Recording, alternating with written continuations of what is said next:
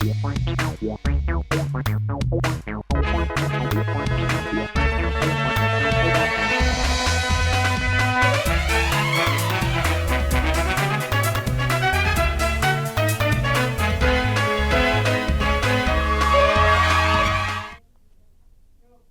मैं हूं अनुपम शर्मा। आप देख रहे हैं राष्ट्रीय समाचार। खबरों में आगे बढ़ने से पहले एक नजर आज की हेडलाइंस पर। प्रधानमंत्री ने अमीरात पर हुए हमलों की कड़ी निंदा की। भारत ने कठिन समय में अमीरात के साथ एकजुटता दिखाई। भारत क्षेत्र में शांति स्थिरता बनाए रखने का समर्थन करता है। राष्ट्रपति द्रौपदी मुर्मू ने सशक्त नारी समर्थ दिल्ली योजना से बेटियों को आत्मनिर्भर बनाने की शुरुआत की। विदेश मंत्रालय ने पश्चिम एशिया तनाव के मद्देनजर विदेशी नागरिकों को सुरक्षा परामर्श जारी किया। राज्यसभा सीट को लेकर आरजेडी की अहम बैठक। तेजस्वी यादव को उम्मीदवार चयन का अधिकार, सभी विधायक और सांसद मौजूद। उम्मीदवार चयन का अधिकार तेजस्वी यादव को सौंपा गया। दिल्ली सहारनपुर हाईवे पर बस में अचानक लगी आग। चालक ने बस रोककर सभी लोगों को सुरक्षित बाहर निकाला। दमकल ने आग पर काबू पाया। खबरें विस्तार से। प्रधानमंत्री नरेंद्र मोदी ने कल संयुक्त अरब अमीरात के राष्ट्रपति शेख मोहम्मद बिन जायद अल नाहयान से बातचीत की। उन्होंने अमीरात पर ईरान के हमलों की कड़ी निंदा करते हुए कहा कि हमलों में जान गंवाने वालों के प्रति गहरी संवेदना व्यक्त की। प्रधानमंत्री ने कहा कि भारत इस समय कठिन समय अमीरात के साथ है। उन्होंने अमीरात में भारतीय समुदाय की सुरक्षा के लिए शेख मोहम्मद बिन जायद अल नाहयान का आभार भी प्रकट किया। प्रधानमंत्री ने सोशल मीडिया पोस्ट में कहा कि भारत क्षेत्र में तनाव कम करने और प्रयासों शांति, सुरक्षा और स्थिरता का समर्थन करता है। द्रौपदी मुर्मू आज सुबह दिल्ली के इंदिरा गांधी इंडोर स्टेडियम में सशक्त नारी समर्थ दिल्ली नामक विशेष कार्यक्रम में शामिल हुई।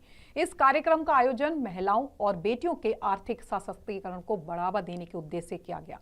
यह योजना महिलाओं और बालिकाओं को आर्थिक रूप से समर्थ बनाने के लिए दिल्ली सरकार द्वारा तैयार की गई योजना के तहत पात्र बालिका के नाम पर कुल 56,000 की रकम चरणबद्ध तरीके से जमा की जाएगी, जो ब्याज के साथ 21 वर्ष की आयु तक 1 लाख से अधिक तक पहुंच सकती है। राष्ट्रपति मुर्मू ने इसी कार्यक्रम में कुछ अन्य लाभकारी योजनाओं का भी शुभारंभ किया, जैसे 2 मुफ्त एलपीजी सिलेंडर, दूसरी पिंक मोबिलिटी कार्ड योजना। मुख्यमंत्री रेखा गुप्ता ने कहा, यह पहल महिला सशक्तिकरण और बेटियों के उज्जवल भविष्य के लिए दिल्ली सरकार की प्रतिबद्धता का प्रतीक है। इन योजनाओं के माध्यम से बेटियों को आत्मनिर्भर और समाज में सम्मानजनक स्थान दिलाने का लक्ष्य रखा गया है।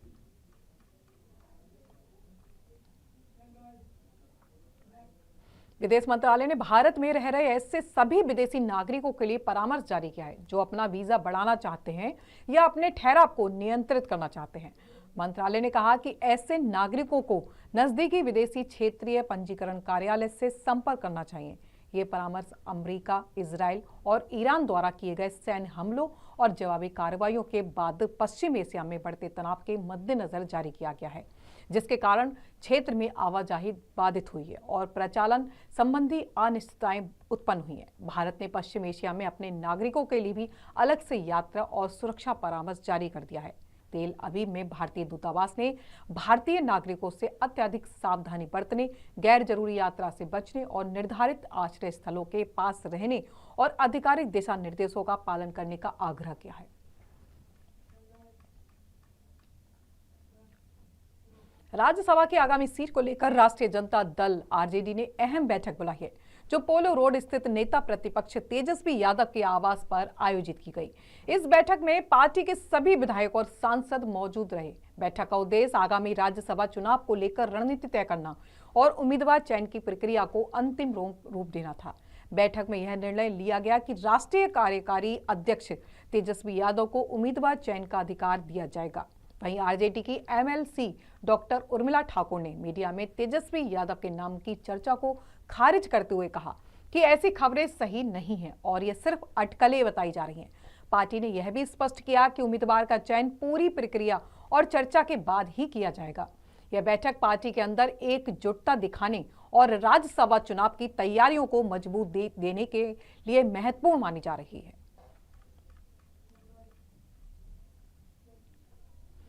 सहारनपुर राष्ट्रीय राजमार्ग 709B पर एक निजी कंपनी की बस में अचानक भीषण आग लग गई। बस में चालक सहित 6 कर्मचारी सवार थे। बावली गांव के पास एयर कंडीशनर से धुआं निकलने लगा और देखते ही देखते आग फैल गई। चालक ने तुरंत बस को सड़क किनारे रोका और सभी 7 लोगों को बस में से कूदकर जान बचानी पड़ी। दमकल विभाग की टीम ने घंटों की मशक्कत के बाद आग पर काबू पाया है, लेकिन तब तक बस पूरी तरह जलकर राख हो चुकी थी। हादसे के दौरान हाईवे पर अफरा तफरी मच गई। ग्रामीणों की बड़ी भीड़ मौके पर जुट गई।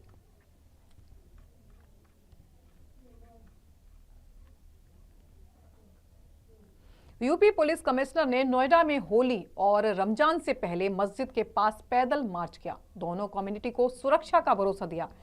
पुलिस कमिश्नर ने स्पष्ट किया कि त्योहारों के दौरान फ्लैग मार्च, पैदल गश्त और सतत निगरानी जारी रहेगी।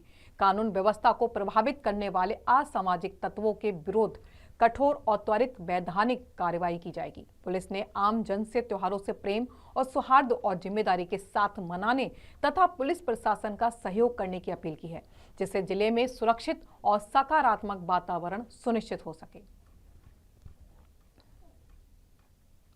इस समय विभिन्न समुदायों के बहुत तरह के पर्व और त्यौहार एक साथ चल रहे हैं, जिसको लेके संवेदनशीलता बनी हुई है। इस समय नोएडा जनपद के तीनों जोनों में अलग अलग दिन के समय में फ्लैग मार्च कराया गया है। फोर्स के PAC, recruit constable, civil and police के लगभग 2000 जवानों को एक साथ निकाला गया था। इस समय विभिन्न बाजारों में, विभिन्न कस्बों में, जो हमारे महत्वपूर्ण संवेदनशील गाँव हैं उनमें और मिक्स्ड पॉपुलेशन एरिया में फुट पेट्रोलिंग जारी है। सभी अफसर इस समय फील्ड पर निकले हुए हैं। बाजारों में काफ़ी भीड़ है, जिसके मद्देनज़र हम लोगों ने उसकी भी प्रबंध किया है। आने वाले दिनों में जो हमारा इंटीग्रेटेड कंट्रोल रूम है उसको फुली रूप से ऑपरेशनल कर दिया गया है और एक राजपत्रित अधिकारी की तैनाती कर दी गई है। साथ ही सोशल मीडिया के ट्रेंड्स पर भी हमारी नज़र बराबर बनी हुई है। किसी को भी अफवाह फैलाने की इजाज़त नहीं है। और राजधानी दिल्ली में कनाडा के प्रधानमंत्री मार्क कार्नी का एयरपोर्ट पर सम्मान और भव्य अभिनंदन के साथ स्वागत किया गया। इस अवसर पर भारत के विदेश मंत्री एस जयशंकर ने प्रधानमंत्री कार्नी से मुलाकात की और दोनों नेताओं ने व्यापार, निवेश और शिक्षा, विज्ञान और तकनीकी क्षेत्रों में सहयोग बढ़ाने तथा साझा हितों पर विस्तार से चर्चा की। जयशंकर ने ट्वीट कर कहा कि नई दिल्ली में उनसे मिलकर खुशी हुई और कनाडा की तरफ से आगे की साझेदारी की प्रतिबद्धता की सराहना की। इसके बाद प्रधानमंत्री नरेंद्र मोदी ने हैदराबाद हाउस में प्रधानमंत्री कार्नी से मुलाकात की, जिसमें द्विपक्षीय संबंधों और रणनीतिक साझेदारी को मजबूत करने के मुद्दों पर विचार विमर्श हुआ। बैठक में दोनों देशों के बीच आपसी सहयोग, वैश्विक चुनौतियों के समाधान और दीर्घकालिक रणनीतिक एवं आर्थिक साझेदारी को और प्रभावी बनाने के उपायों पर भी बातचीत हुई। यह मुलाकात भारत कनाडा संबंधों को नई ऊंचाइयों तक ले जाने और विश्वास मित्रता को मजबूत करने की दिशा में एक महत्वपूर्ण कदम बताया जा रहा है।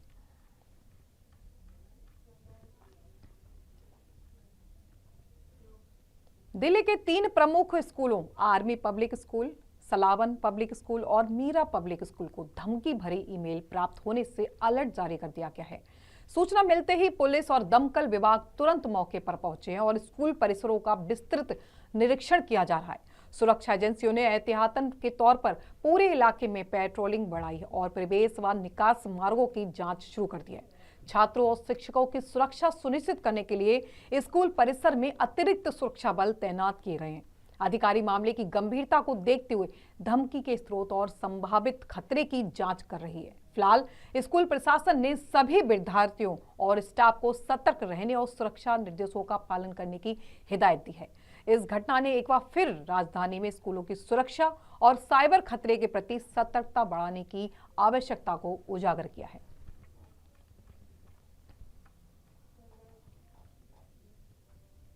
मिडिल ईस्ट में तीसरे दिन भी भीषण संघर्ष जारी है, जहां इजराइल और संयुक्त राज्य अमेरिका ईरान पर लगातार हमले कर रहे हैं। वहीं ईरान भी इजराइल और क्षेत्र में मौजूद अमेरिकी ठिकानों को निशाना बना रहा है।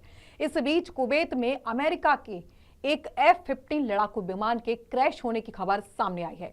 सोशल मीडिया पर वायरल वीडियो में विमान को हवा में आग लगने के बाद गिरते हुए दिखाया जा रहा है। हालांकि अमेरिकी या कुवैती सेना की ओर से अभी तक इस दावे की कोई आधिकारिक पुष्टि नहीं की गई है। बताया जा रहा है कि पायलट सुरक्षित है और घटना के कारणों की जांच की जा रही है। उधर अमेरिका ने ईरान के भीतर सैन्य ठिकानों पर हमले तेज कर दिए हैं। रिपोर्ट्स के मुताबिक पिछले 2 दिनों में 2000 से अधिक लक्ष्यों को निशाना बनाया गया, जिनमें missile store, air defence system, नौसेना संपत्ति और अन्य रणनीतिक ढांचे भी शामिल हैं। जवाबी कार्रवाई में ईरान ने यरूशलेम, तेल अवीव और किरायत ओनो पर हमले किए हैं, जबकि इजराइल ने तेहरान में बमबारी की है, जिसमें स्टेट टीवी दफ्तर को भी निशाना बनाया गया है। ईरान ने बहरीन और इराक में अमेरिकी ठिकानों पर हमले का दावा किया है। क्षेत्र में हालात बेहद तनावपूर्ण बताए जा रहे हैं।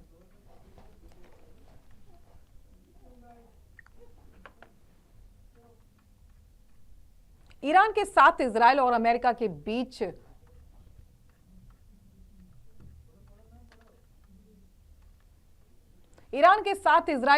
के बीच जारी जन सैन्य संघर्ष में ईरान को बड़ी क्षति उठानी पड़ी। इस दौरान ईरान के supreme leader Ayatollah Ali Khamenei का निधन हो गया, जिससे पूरे क्षेत्र की सुरक्षा और राजनीतिक स्थिति तनावपूर्ण हो गई है। भारत इस घटना पर लगातार नजर बनाए हुए है।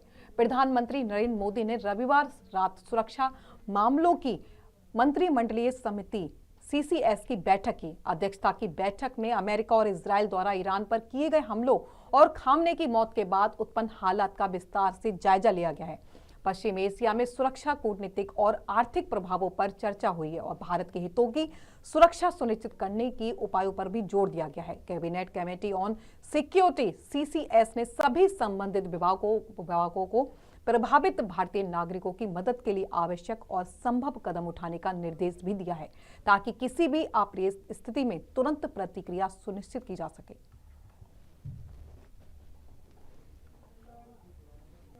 उत्तर प्रदेश में मुख्यमंत्री योगी आदित्यनाथ ने अधिकारियों के साथ कानून व्यवस्था और विकास कार्यों की समीक्षा बैठक की है। इस दौरान उन्होंने नगर और ग्रामीण क्षेत्रों में सुरक्षा, सड़क निर्माण, जल आपूर्ति, स्वास्थ्य और शैक्षणिक परियोजनाओं की प्रगति का जायजा लिया। मुख्यमंत्री ने अधिकारियों को निर्देश दिए हैं कि कार्यों की समय सीमा का पालन सुनिश्चित किया जाए और नागरिकों तक योजनाओं का लाभ तेजी से पहुंचे। साथ ही उन्होंने त्योहारों और सार्वजनिक कार्यक्रमों के दौरान सुरक्षा व्यवस्था और आपात प्रतिक्रिया तैयारियों को और मजबूत करने पर जोर दिया है। बैठक में सभी विभागों ने अपनी योजनाओं और प्रगति की रिपोर्ट प्रस्तुत की है, ताकि विकास और सुरक्षा दोनों में संतुलन बनाए रखा जा सके। वाराणसी में उत्तर प्रदेश के मुख्यमंत्री योगी आदित्यनाथ ने विधि विधान से पूजा अर्चना करते हुए पहले प्रसिद्ध श्री काशी विश्वनाथ मंदिर का दर्शन किया और प्रदेश की शांति, समृद्धि व जन कल्याण की कामना की। इसके बाद उन्होंने श्री काल भैरव मंदिर में पूजा अर्चना की, जहां उन्होंने मंदिर प्रशासन से व्यवस्थाओं की जानकारी ली और श्रद्धालुओं को सुलभ दर्शन सुनिश्चित करने के निर्देश भी दिए।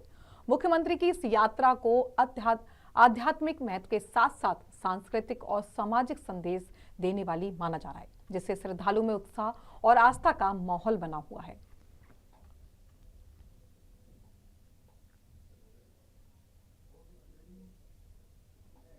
उत्तर प्रदेश के गाजियाबाद के लोनी में यूट्यूबर सलीम वास्तिक पर जानलेवा हमला करने वाले मुख्य आरोपी जीशान को पुलिस ने मुठभेड़ में मार गिराया। एनकाउंटर के दौरान जीशान को 2 गोलियां लगी और घायल अवस्था में अस्पताल ले जाने पर इलाज के दौरान उसकी मौत हो गई। यह घटना मुख्यमंत्री योगी आदित्यनाथ की चेतावनी से ठीक अगले दिन हुई, जिसमें उन्होंने हमलावरों के खिलाफ सख्त कार्रवाई का ऐलान किया था। घटना के दिन बाइक सवार 2 हमलावर सलीम के दफ्तर में घुसे और चाकू से उसकी गर्दन पर वार कर दिया। शुक्रवार को सुबह एक सलीम वास्तिक नाम के एक व्यक्ति पे जानलेवा हमला हुआ था थाना लोनी पर। उस पर तत्काल पुलिस वहां पहुंचकर उनको अस्पताल पहुंचा दिया, जहां उनका इलाज चल रहा है, क्रिटिकल कंडीशन में अभी भी। उसके बाद जो हम लोगों ने FIR के बाद विवेचना शुरू किया है, वहाँ का CCTV फुटेज देखा, आसपास के लोगों से बात किया, तो हमें CCTV फुटेज के माध्यम से जिस मोटरसाइकिल से 2 बदमाश आके ये घटना को कारित किया वो आइडेंटिफाइड हो गए। उसके तलाश हम लोगों ने शुरू किया है कि टेम्पररीली वो लोग खोड़ा में रहते थे, वो पता चला हमको। फिर उनका नाम पता हमको ज्ञात हुआ है खोड़ा का। उन अभियुक्तों के खिलाफ अभियान तेज कराते हुए हम लोगों ने इनाम घोषित किया, 1 लाख का इनाम घोषित किया। आज शाम को हमारे मुखबिर द्वारा ये सूचना मिल गई हम लोगों के कि आज फिर से ये लोग इसी क्षेत्र में आके घटना को कारित कर सकते हैं, जिस पे पूरे कमिश्नरेट में हम लोगों ने चेकिंग के लिए अलर्ट किया है। थाना लोनी के पुलिस और देहात के एसओजी टीम लोनी थाना क्षेत्र में इस एरिया पे उन लोगों ने अपना चेकिंग कर रहे थे, तभी इस रास्ता से दो लोग मोटरसाइकिल पे आते हुए दिखे, जिनको इशारा किया रोकने के लिए, उन्होंने रोका नहीं है और पुलिस पे हमला करते हुए फायरिंग शुरू कर दी और लेफ्ट साइड उनके बाइक मोड़ के भागने की कोशिश कर रहे थे, तभी उनका बाइक स्किड होके नीचे गिर गया। दौड़ते वो लोग आए जहां हम लोग खड़े हुए, यहाँ लोग इसके ऑड लेके पुलिस पार्टी पे फायरिंग करना शुरू कर दिया। पुलिस ने सचेत करते हुए उनको सरेंडर करने के लिए सचेत करते हुए आगे बढ़े, लेकिन जब जवाबी फायरिंग वो लोग बार बार करते रहे तो पुलिस भी अपने फायर खोला, जिसमें एक अभियुक्त घायल हुआ। मिडिल ईस्ट के Bahrain, Iran, Kuwait, Oman, Qatar, Saudi Arab और यूएई में बढ़ते तनाव और असुरक्षा की परिस्थितियों को देखते हुए central board of secondary education यानी सीबीएसई ने सोमवार 2 मार्च 2026 को निर्धारित 10वीं और 12वीं कक्षा की परीक्षाओं को स्थगित कर दिया है। बोर्ड ने स्पष्ट किया कि नई परीक्षा तिथियों की घोषणा बाद में की जाएगी और छात्रों तथा स्कूलों को इसके बारे में सूचित किया जाएगा। सीबीएसई ने यह भी बताया कि मंगलवार 3 मार्च 2026 को स्थिति की व्यापक समीक्षा की जाएगी, जिसके आधार पर 5 मार्च से शुरू होने वाली आगामी परीक्षाओं के लिए अंतिम निर्णय लिया जाएगा। बोर्ड ने छात्रों, अभिभावकों और स्कूल प्रशासन से अपील की है कि वे जारी स्थिति पर ध्यान दें, परीक्षा संबंधी सूचनाओं के लिए आधिकारिक अपडेट का इंतजार करें। यह कदम छात्रों की सुरक्षा और उनकी शिक्षा को ध्यान में रखते हुए उठाया गया है, ताकि किसी भी अप्रत्याशित खतरे से उनकी पढ़ाई प्रभावित न हो।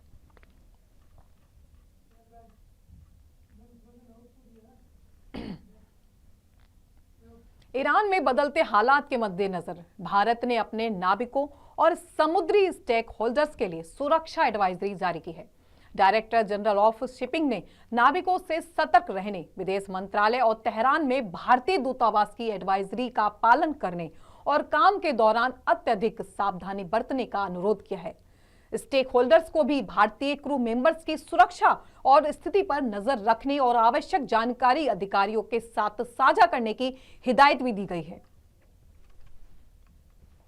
पश्चिम बंगाल में चुनाव की तैयारियां शुरू हो गई हैं। अब इसको लेकर टीएमसी और बीजेपी आमने सामने नजर आ रही हैं।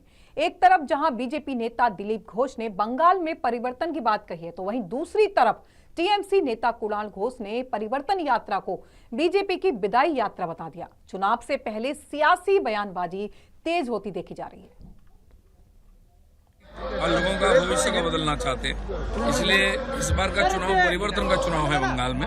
तो परिवर्तन यात्रा के माध्यम से हमारे माननीय प्रधानमंत्री का संदेश घर घर तक पहुंचाएंगे कि एक बार बंगाल को बीजेपी के हाथ में दे दो, नया बंगाल हम दे देंगे। इस शहर में देखा गया है कि जो नाम वो उसका विदाई यात्रा है। वो जो परिवर्तन यात्रा बोल रहे हैं ना भाजपा, वो उसका विदाई यात्रा है। बंगाल में कोई परिवर्तन नहीं होगा, बंगाल में प्रत्यावर्तन होगा। ममता बनर्जी का गवर्नमेंट 4th टाइम के लिए आने वाला है और भाजपा है एंटी बंगाल, एंटी बंगाली। बंगाल के लिए उसके कुछ भी काम नहीं किया। बंगाल का हक का रुपया वो ब्लॉक कर दिया। बंगाल और बंगालीज को, एमिनेंट पर्सन को इंसल्ट किया। जो लोग बांग्ला बोलता है वो मर्डर कर रहा है, दूसरे स्टेट में बांग्लादेश में भेज रहा है और ये एसआईआर के नाम पे वो पूरा मौत का मिছিল शुरू कर दिया है और हैरस कर रहा है। तो पूरा वो रिजेक्टेड होने वाला है। ये उसका नाटक तो बहुत दिन से चल रहा है। 2021 में बोला था अब की बार 200 पार, क्या हुआ? 77, अभी 60। उसके बाद पंचायत निर्वाचन में हार गया। उसके बाद लोकसभा में दिल्ली पैसेंजर किया अमित शाह और प्रधानमंत्री, वो सब पूरा सब उसका लीडरशिप। तो क्या हुआ? बंगाल से उसका एमपी बढ़ा नहीं, कम गया है। तो इसलिए वो पूरा ऑपोजिशन लीडर होने के लिए जितना नंबर्स एमएलए चाहिए, इस बार उसको वो भी नहीं मिलेगा। खबरों का सिलसिला चलता रहेगा। मिलते रहें छोटे से ब्रेक के बाद, तब तक के लिए नमस्कार।